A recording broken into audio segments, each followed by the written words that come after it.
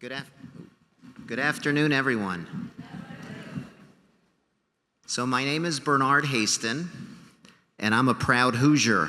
I was born and raised here in Indianapolis.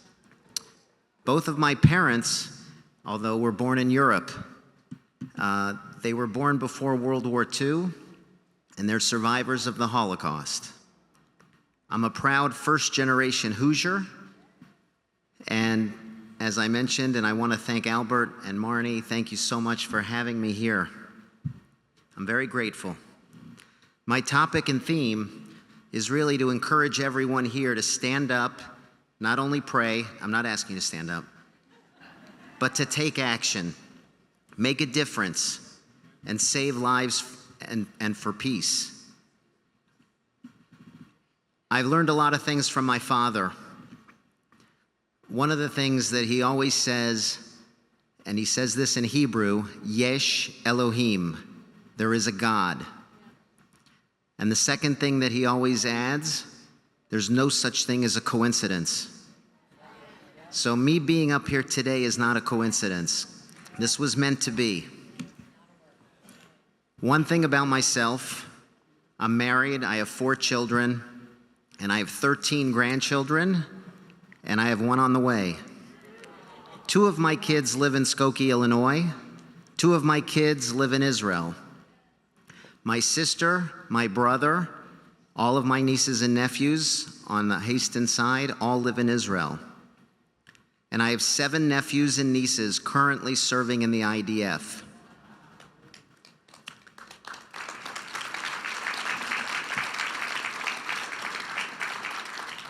And my full-time job is actually working with an Israeli company bringing water technologies to the United States. But we're going to leave that to the side. So when the war started, and it was on Shabbat, it was Shabbat, Shmini Atzeret, and Simchat Torah, October 7th. Instead of staying in America, my wife and I decided that day, or right after Shabbat and the holiday, to look for tickets to get to Israel. And the first tickets that were available happened to be on arriving on October 18th. And my first slide, John, if you could do, our first trip to Israel, October 18th, happened to be an hour before Joe Biden and Air Force One landed. We were not able to leave the airport. We were stuck in the driveway. And there's the picture of Air Force One from the taxi. We couldn't escape from the airport for an extra hour and a half, so I decided to take the picture. So during that first trip, my brother, his name is Josh Hasten. He's an advocate, he's a writer, and he's on the staff of the Jewish News Syndicate, the JNS. He has a podcast. You should check him out. He does a great job. But my brother lives in the community of Elazar, which is in Gush Etzion, just about 20 minutes south of Jerusalem, in what people know as the settlements. But it's just right outside of Jerusalem. And my brother introduced me to a gentleman named Ben Goldstein. Ben Goldstein is one of the security operators of the community. So on about October 20th, I'm meeting with Ben, and he says, Bernard, I need your help.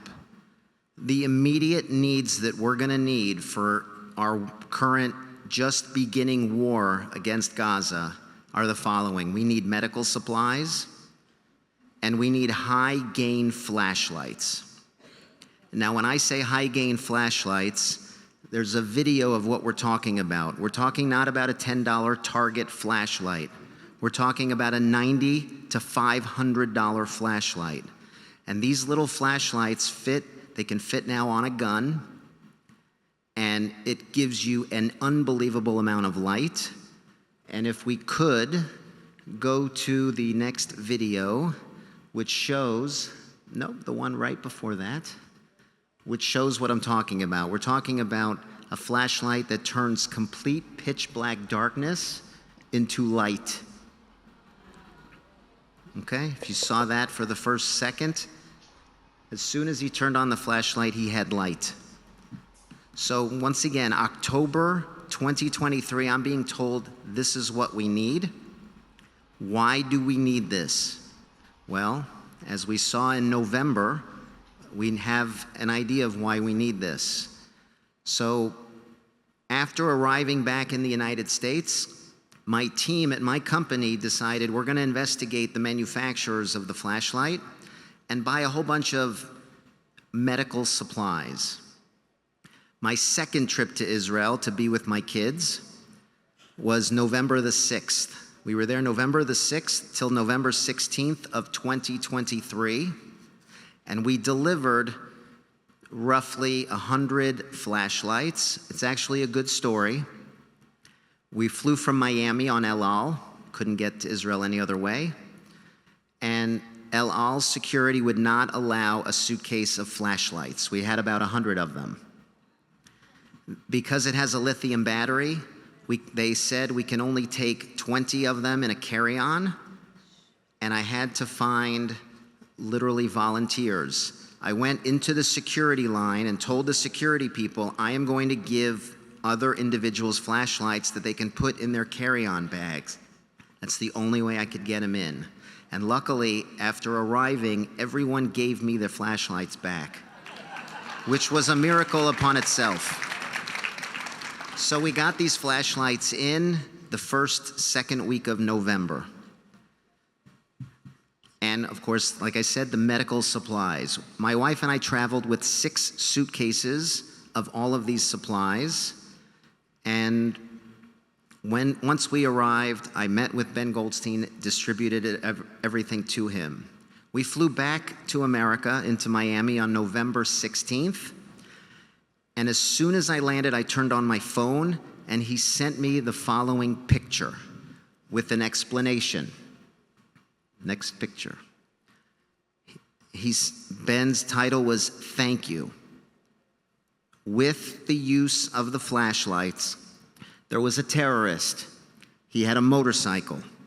On the motorcycle was a sniper's rifle and enough ammunition to kill many, many people. And this was found in the Gush Etzion area. The terrorist was getting set up at night. And I'm not going to show it now, but I have a video of the officer of the security team who caught this particular terrorist saying, "Thank you. Your action, just simply bringing these flashlights to us, probably saved 100 people's lives." The news does not cover these things. You never will know, you never will see when the terrorist attempt fails. And this was a direct result of what me and my wife just brought. Okay? After distributing the flashlights, like I said, about 100 of them, and the medical supplies, we were getting smarter. I have a person in my office, my chief operating officer, who has a boyfriend in the Plainfield, Hendricks County Police Department, and he saw when we were packing the supplies for my next trip, which was going to be in December, he said, "Bernard, you guys are crazy. There's a company in America that has a kit. Just buy the kit. All of the supplies are in the kit.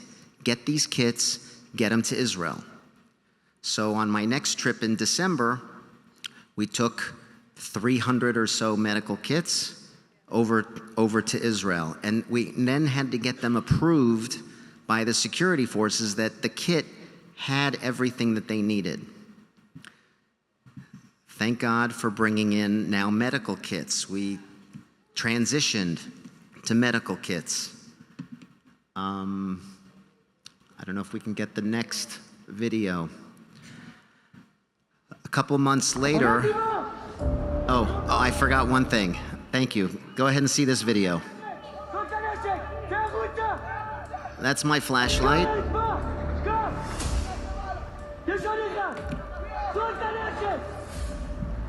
He's saying, "Throw down your weapons." Right there is proof positive as to why a high-quality flashlight is so vital and why we have been asking our partners and friends globally, simply to help us bring more light to the soldiers of Israel. If that was your son or your daughter charging at those Hamas terrorists inside of that tunnel, each one armed with an AK-47 at a minimum, do you want them having the best possible flashlight in the world to do the job or not? By working together, we can bring light to the soldiers of Israel, supply them with exactly the searchlights they need, especially right now, before Hanukkah, the Festival of Light. God bless you all for beautiful, strong Israel. So I appreciate that video. Thank you, John. I forgot to mention, now you're going to hear the background of this video. This was a video taken on November 22nd of 2023, so we're now 30 days into the war. I had 100 flashlights brought in, but I also, after buying more and more flashlights, found, and I'm saying this term loosely, smugglers. We were pirates. We're bringing this stuff in properly or improperly, I don't care. We're just bringing them in. Once they get to Ben, that was Ben Goldstein, part of the security team, he distributes them to the officers and the soldiers that need them. At the right time, no coincidence, at the right time on November 22nd, one of my soldiers with a flashlight caught 3 guys coming out of a tunnel in one of the cities of Gaza, and they were caught, and they were arrested. They saw, once they had the flashlights on them, that they couldn't outmaneuver the IDF was there, and these 3 terrorists were taken into custody. That's what we're trying to do. Very, very simple. So getting back to the medical story, the medical kits were approved, and I'm gonna just get to the end of my story, if you don't mind. Since around December of 2023, up until just a week ago, we've brought in over 20,000 medical kits, properly or improperly, 7,000 flashlights. They're still asking for the medical kits. As the Israelis are going into Gaza City, they've already been prepped. We've gotten in another 1,800 kits. If you see so this takes a lot of maneuvering with El Al. You know, you have to pay $30 or $40 a bag. We brought in 47 bags of 1,800 kits in one flight. That's what just got in now. And what we're gonna see in my final video is just a summary. It's a 2-minute video of everything that we've done with Unity Warriors since the war has started. I'm just a Hoosier from Indiana. This is what I've been doing in my spare time throughout. So I want to show the video, and then I'm going to conclude with the final showing of what I'm doing next. So we've been fighting in Gaza for the past month. 2 weeks ago, we had an incident, 2 killed, 9 injured, and we've used this kit that you sent us to save lives. 9 people were saved there. Shalom, this is Ben Goldstein. I'm in my office here in the Judean Hills. I am working on a project right now to raise funds to purchase trauma and medical equipment for the IDF soldiers that are right now in Gaza and on the northern border. We're going to the Gaza Strip border to hand deliver tens of thousands of personal trauma kits, just like you see here.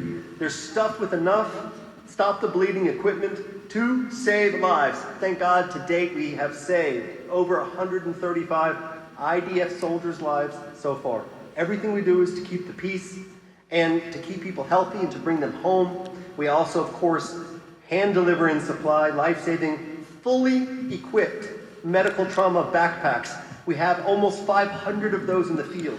Inside is enough trauma and medical equipment to save up to 10 people's lives simultaneously. The equipment inside those bags, it's something that nobody can give us. Only you guys can supply something like this for us, and we thank you very much for it. Thank you. The issue that the medics or doctors in combat will come up with is that when they treat mass casualty scenes, there isn't enough equipment in their standard loadout to go around.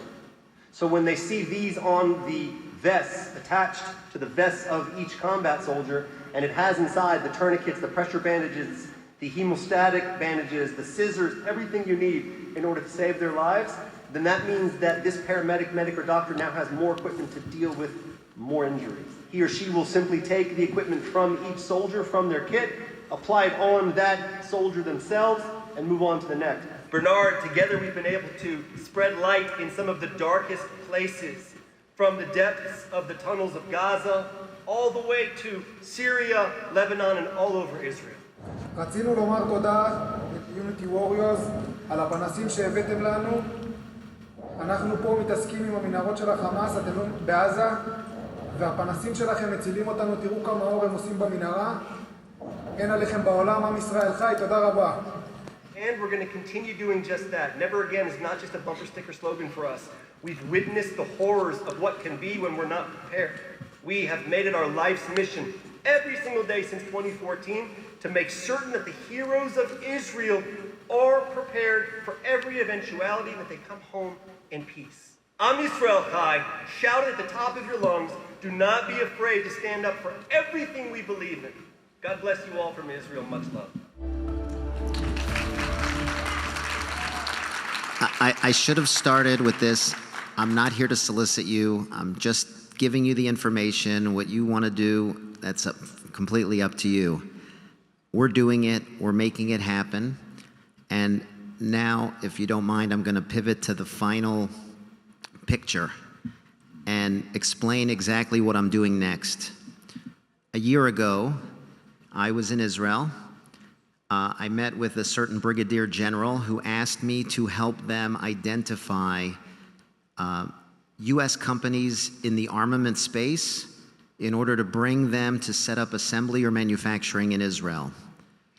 Like I said, no such thing as a coincidence. On my flight home from Israel after meeting the general, I'm reading an Indianapolis Business Journal article about a company called T.C. Burton, located in Greenfield, Indiana.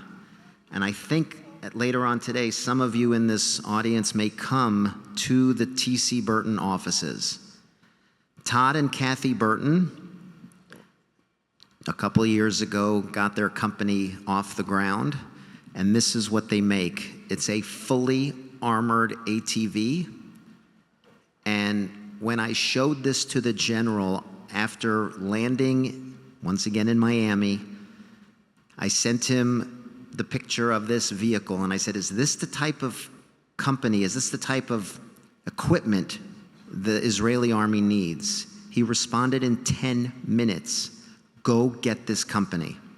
So for 1 year, I've been trying to get through the U.S. Department of Defense, Department of War, whatever you want to call it, or the Ministry of Defense of Israel, trying to get this vehicle into the country. And finally, I got approval in March to bring the vehicle. And I don't mind even saying it, the only way to do it was not waiting around for the government of Israel to budget the money for doing it. I took money out of my own pocket and bought the vehicle. And then I tried to get it on a boat. 4 months after buying the vehicle and having it sitting in the port of Newark, New Jersey, did I get, thanks to Senator Todd Young's office and the general in Israel, finally got all the shipping approvals, but not as an armored vehicle. We had to lie in the paperwork. This is not an armored vehicle, it's an ambulance. It's an armored ambulance. So as an armored ambulance, the shipping company accepted it, and then on August 4th, it got on the boat. It's arriving into Israel tomorrow.